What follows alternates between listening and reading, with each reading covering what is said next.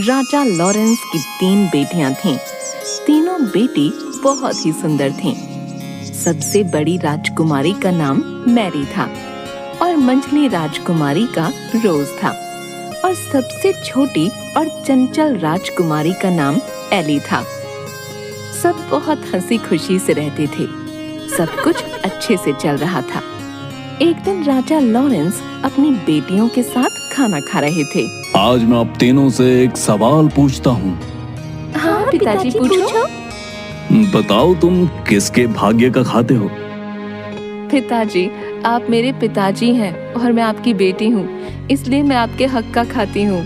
रोज तुम बताओ, तुम किसके भाग्य का खाती हो? पिताजी, आप ऐसा क्यों पूछ रहे हैं? आप एक राजा हैं और मैं आपके राज्य में रहती हूँ, इसलिए मैं राजा यानी आपके भाग्य का खाती हूँ। लॉरेंस अपनी दोनों बेटियों के जवाब से बहुत खुश था। फिर उसने अपनी तीसरी बेटी को अपने पास बुलाया। एरी, तुम बताओ, तुम किसके भाग्य का खाती हो? पिताजी, हर इंसान और पशु पक्षी अपने अपने हक का खाते हैं, इसलिए मैं भी अपने हक का खाती हूँ। एली की ये बात सुनकर लॉरेंस को गुस्सा आ गया। ठीक है, अगर तुम अपने हक का खाती हो तो यहाँ से निकल जाओ। मैं भी देखता हूँ तुम्हारा भाग्य कितना बलवान है। मेरे दिए बिना तुम्हें कैसे खाना मिलता है। राजा ने गुस्से में आकर अपनी पुत्री को एक जंगल में छुड़वा दिया। लेकिन एली को समझ नहीं आया कि उसकी गलती क्या है। वो एक पेड़ के नीचे बैठी बैठी सोचती रही। थोड़ी देर बाद उसे नींद आ गई। जब वो सुबह उठी तो उसे प्यास लगी। वो चलने लगी। थोड़ी देर चलने के बाद उसे एक तालाब दिखा। उसने उस तालाब में जाकर हाथ मुंह धोए। तभी वो तालाब पूरा सूख गया। वो आश्चर्य में पड़ गई। उस तालाब के नीचे सीढ़ियां बनी हुई थीं। वो सीढ़ियों के सहारे से अंदर जाने लगी। तभी उसने देखा कि वहां एक राजकुमार खड़ा है। वो उसे देखकर डर गई और वहीं खड़ी हो गई। जब कुछ देर तक वो हिला डुला नहीं तो वो समझ गई कि ये एक मूर्ति है। उसने जैसे ही उस मूर्ति को छुआ, वो एक फाटक के रूप में बदल गया। ये सब क्या हो रहा है मेरे साथ? मुझे कुछ समझ नहीं आ रहा। वो थोड़ी देर तक वहीं रुकी रही और सोचने लगी। थोड़ी देर बाद वो उस गेट से अंदर चली गई। वो जैसे ही अंदर गई, उसने देखा कि वहाँ एक सुंदर सा बगीचा बना हुआ है और बगीचे में सुंदर सुंदर फूल लगे हुए हैं और उसके बीचों बीच एक पोखर है। वो पोखर के पास गई। उसने वहाँ पानी और बगीचे में गिरे हुए फल खाए और सो गई। तभी उसके सपने में एक एंजल आई। बेटी, तुम परेशान मत हो। तुम्हें मुझ पर भरोसा है ना? तो डरो मत, मैं हमेशा तुम्हारे साथ हूँ। जब तुम जागोगी तुम्हें एक राजकुमार दिखाई देगा। उस राजकुमार को छू लेना। तुम जैसे ही उस राजकुमार को छुओगी, वो एक बहुत बड़े दरवाजे में बदल जाएगा। जब तुम उस दरवाजे के अंदर जाओगी तो तुम्हें एक महल दिखाई देगा। तुम उस महल के अंदर चली जाना। अंदर जाते ही तुम्हें 3 कमरे दिखाई देंगे, जिसमें 3 सुंदर राजकुमार दिखाई देंगे। वो दिखने में तो एक जैसे होंगे। तुम उन तीनों को छूती हुई आगे बढ़ना। वो तीनों जाग जाएंगे। तब तुम्हें एक कमरा दिखाई देगा। जैसे ही तुम उस दरवाजे को खोलोगी, तुम्हें वहाँ एक सुंदर राजकुमार दिखेगा और जैसे ही तुम उसे छुओगी, वो जग जाएगा। वो जैसे ही जगे, तुम उसके गले में फूलों का हार डाल देना। वही तुम्हारा पति होगा। इतने में एली की आंख खुल गई और वो हड़बड़ा कर उठ गई। ये सब क्या हुआ? क्या वो सब एक सपना था? क्या सच में ऐसा होगा? एली सोचती रही। थोड़ी देर में सूरज निकला।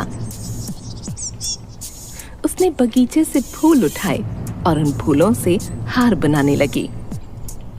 जैसे ही वो पीछे मुड़ी, एक राजकुमार दिखाई दिया।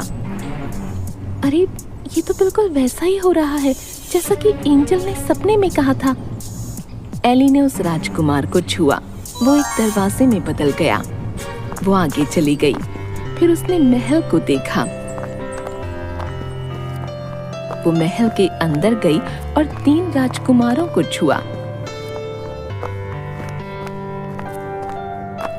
उसके बाद वो कमरे में गई और उसने उस राजकुमार को छुआ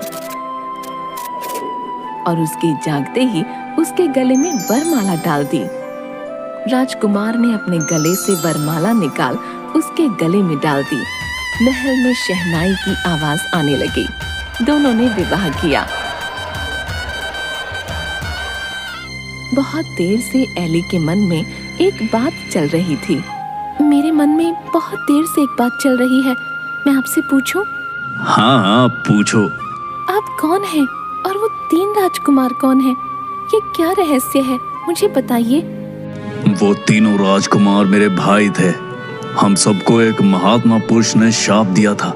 अनजाने में मेरे भाइयों ने एक मृग को और एक मृगनी का शिकार किया था, जिसकी वजह से वो दोनों बुरी तरह घायल हो गए और मरते मरते उन्होंने मेरे तीनों भाइयों को आजीवन सोने का श्राप दिया। जब मुझे ये बात पता चली, मैं भागा भागा वहां गया तो उन्होंने मुझे ये कहते हुए शाप दिया कि तुम्हारे राज्य में ये सब हुआ है, इसलिए तुम भी पाप के भागी हो। मैं उनसे माफी मांगने लगा। मेरे माफी मांगने पर उन्होंने कहा, मैं अपना दिया हुआ शाप तो वापस नहीं ले सकता।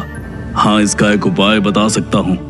उन्होंने उपाय बताते हुए कहा कि जब कोई धर्मोत्तम कन्या तुम्हें और तुम्हारे तीनों भाइयों को छुएगी, तुम सब वापस उसी अवस्था में आ जाओगे।